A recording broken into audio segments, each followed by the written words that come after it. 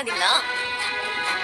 ரோஹிணி, நீ மகேஸ்வரி ஃப்ரெண்ட்ஸ் எப்படி எல்லாம் நீ இரு, அவங்க கிட்ட சொல்லணும்ல. மீனா நீங்க ஃபீல் பண்ணாதீங்க மீனா. நான் எப்படியாவது கஷ்டப்பட்டாத உங்க நம்பர் வாங்கி கொடுத்துறேன். மகேஷ் இப்ப கனடால தான இருக்காங்க. இல்ல வித்யா, இப்ப அங்கலாம் இல்ல. கிரிஷோட அம்மா வெளிநாட்டுல இருந்து சென்னைக்கு தான் வந்திருக்காங்களா. அப்படியா? மகேஷ் நீ சொல்லவே இல்ல. சென்னையில தான் இருக்காங்களா? கிரிஷ கூட்டிட்டு போயிட்டாங்களா அப்போ? ஐயோ, இனிமே அவங்க பார்க்க முடியாதா? போதண்டி உன்னோட நடிப்பு. மீனாக்கு எல்லாம் உண்மையே தெரிஞ்சிச்சு. உனக்கும் எல்லாம் தெரியும் கூட உங்களுக்கு தெரியும். அப்ப எல்லாருக்கும் தெரிஞ்சிச்சா? மீனாக்கு மட்டும் தான் தெரியும். Oh my god. அப்ப என் பெர்ஃபார்மன்ஸ் எல்லாம் வேஸ்டா? என்ன பார்த்தா உனக்கு கேனிச்சு மாதிரி இருக்கா?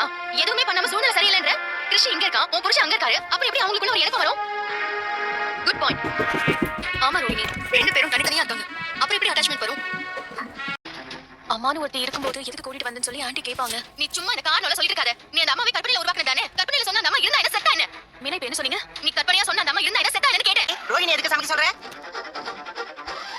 இல்ல ஆண்டி, நான் எனக்கு சமைக்க வரலன்னு அவங்க கிட்ட சொன்னேன். அதுக்கு தான் மீனா நீங்க பழகுங்க உங்களுக்கு சமைக்க வந்துரும் அப்படின்னு சொன்னாங்க. நீ எதுக்கு சமைக்கணும்?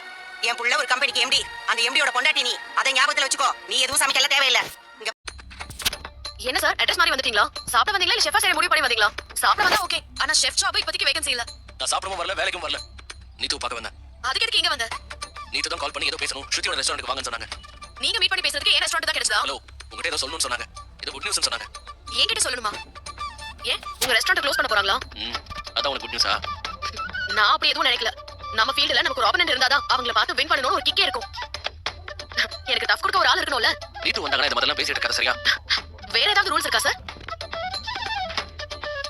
ஹலோ சார், எப்படி இருக்கீங்க? குமார், நல்லா இருக்கேன். உங்க ஃபுட் பத்தி நல்ல ரிவ்யூலாம் வருது. Congrats. Thank you sir. Hi Ravi. இன்னைக்கு நடந்த நல்ல விஷயத்துக்கு ரீசனே குக் பண்ற இந்த கை தான்.